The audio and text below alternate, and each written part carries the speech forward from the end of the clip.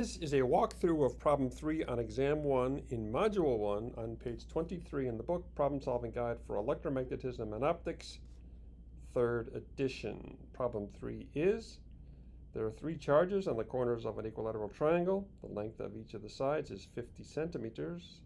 The top charge is minus 30 nanocoulombs. The bottom 2 charges are each plus 30 nanocoulombs. Part A is what's the electric field halfway between the 2 positive charges. Part B, what's the electric field at the center of the triangle. Electric field is a vector. We have to report both magnitude and direction. Part C, qualitatively describe the region or regions of space that have an electric field of 0. So part A, what is the electric field halfway between the 2 positive charges? Let's put a point there and let's think before we calculate anything. The positive charge over here is producing a field to the left at this point. The positive charge here is producing a field to the right at the center. These 2 fields are going to be equal in magnitude because the charges are equidistant away and they're the same magnitude. So the field from the positive charges at this point is 0. No contribution whatsoever. The only thing we have to consider is the negative 30. And that's going to produce a field up. Because it's negative, the direction of the field is the way a positive charge would go. It would attract a positive charge. The only thing we need to get the magnitude of the field is the distance. How far is the negative charge away from this point? I think we're ready to go. We took a good inventory. We are ready to solve this problem. The first step involves getting the distance. It's an equilateral triangle. The sides are 50 centimeters. I drew a nice line there. That's the line we want. This bottom side is also 50 centimeters. This is halfway between, so that must be 25. Now we can see the light. It's the Pythagorean theorem, and we need this side. 50 centimeters is the hypotenuse. We can calculate the altitude. It is 43.3 centimeters. So now we can calculate the field, putting everything in SI units because our K is SI units, Newton meter squared per coulomb squared. 30 times 10 to the minus 9th coulombs is 30 nanocoulombs. 0.433 meters is 43.3 centimeters. We can calculate the magnitude of the field. This is not yet the answer. We have to put the direction in. The electric field's a vector. Electric field vector at this point is 1440 newtons every coulomb in the positive y direction. That's part A. Part B asks, what is the field at the center of the triangle? So let's put a point there and let's think. This is a positive charge. It produces a field away from it. This is a positive charge. It produces a field away from it. This is a negative charge. It produces a field toward it. Looks like the field in the center is going to be upwards. How do we get that field? We have to get the distance between the center and the charges. So let's draw that distance in there. Here's the 3 distances we need. They're all the same. The distance from the corner to the middle in an equilateral triangle. Let's complete the triangle by drawing this line here. We're trying to get that distance. We already know this side's 25 centimeters, but we don't know this side, and we don't know this side. This is the side we want. We have 2 unknowns. If we're going to use the Pythagorean theorem, let's see if we can get this a different way. This is an equilateral triangle. Each of the angles in an equilateral triangle is 60 degrees. This line splits the angle exactly in half. It goes right to the center. This must be 30 degrees. So now instead of the Pythagorean theorem, we could use trigonometry to get the answer. Cosine 30 is the adjacent side divided by the opposite side. We can use a calculator to get cosine 30, so the only unknown is the length of the hypotenuse, and that's what we want. So here's our equation. Cosine 30 degrees is 25 centimeters. The adjacent side divided by the hypotenuse. We can solve for r and get 28.87 centimeters. That's the distance from the corner to the center of an equilateral triangle with side length 50 centimeters. Now we can calculate the fields produced by each of the three charges. There's the distance we need. The distances are all the same. The magnitude of the charges are all the same. The magnitude of the fields are all the same. KQ over R squared. The magnitude of the field at the center from each of the charges is 3236 newtons per coulomb. We have to be careful because the distances, the directions are not the same.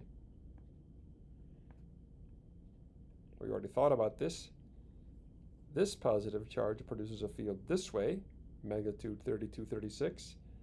This positive charge produces a field like that, magnitude 3236. This negative charge produces a field straight up, magnitude 3236 newtons per coulomb. We can get these angles, and we know the magnitudes are all the same, 3236.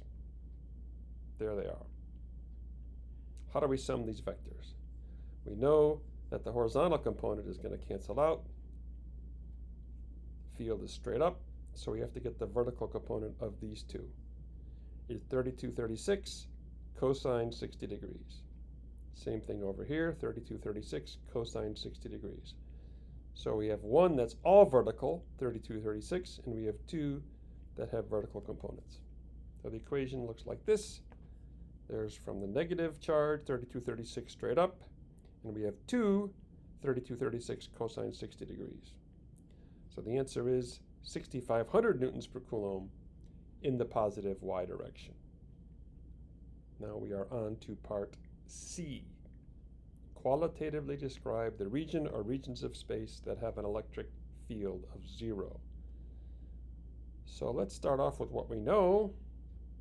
From part A, the field here is 1440 newtons per coulomb upwards. In the center, it is 6,500 newtons per coulomb upward. Looks like the field is going up as you go up. And it doesn't seem like it can be 0 in the middle of the triangle because it's always upwards. The positives are always pushing up, the negative is always pulling up. There's no way that's going to cancel. What about below the triangle? So let's just put a point there and draw the electric field vectors and think. How about right here? This positive is going away, this positive is going away, this negative is pulling up. The negative is far away though. Let's put some qualitative vectors in there. And it seems like it's always going to be down. The positives are closer, and there's two of them. How can the negative win? Well, what if we get really close? If we get really close, the positive vectors are going to be bigger, but they're going to be almost horizontal. So the vertical component is going to be small. So let's put a point close and think some more. The field from the negative charge is still up. The field from the positive charges are a lot bigger, but they're to the side. So we can imagine some point in close where the vertical component of the field from the positive charges is small. There's two of them, and they're small, and they will just balance the field from the negative charge. So somewhere in here, there's a field that's a point where the field is 0. On the major axis of the triangle, just below the bottom of the triangle. Is there another one? Let's think some more. What about above the triangle? Directly above the triangle. Let's just put a point there, and let's think about the fields. Now the negative's closer, so the negative is going to be stronger, but there's two plus 30s. So let's put the field vectors in. The negative is down. It's small because it's far away. The positive charges are even smaller because they're further away, and they're not even going to be, they're going to be off at some angle. So how about that? That's the field from this guy. This guy produces a field like that. Now we can imagine the vertical components these two vertical components adding up to be something like this, and exactly canceling the downward component of the field from the negative charge. So there is a point up here, some distance above the triangle, where the field's 0. So we found 2. What about off the vertical axis of symmetry? Can there be a point over here somewhere where the field cancels out? Let's think about that. Let's draw this vertical axis of symmetry. We already found 2 points. One's here, one's above here somewhere. What about over here? Let's just put a point over here and see what happens. Let's consider the field from both positive charges. If it's to the right of the vertical axis of symmetry, this one is always closer than that one. So this one's going to produce a bigger field on the right side of the axis of symmetry. The net field lines from the 2 positive charges is always going to intersect this line to the right of the vertical axis, something like this. If I trace this back, it's always going to hit to the right of the vertical axis, somewhere in here. The field from the negative charge is towards it, and it's always going to intersect to the left of the vertical axis. If the point is over here somewhere, it's going to be pulling in some direction that hits this to the left of the vertical axis. So these 2 field lines, the field line from the 2 positive charges combined and the field line from the negative charge, can never cancel each other out because they're never going to be in opposite directions. The only place where they're in opposite directions is on this vertical axis of symmetry.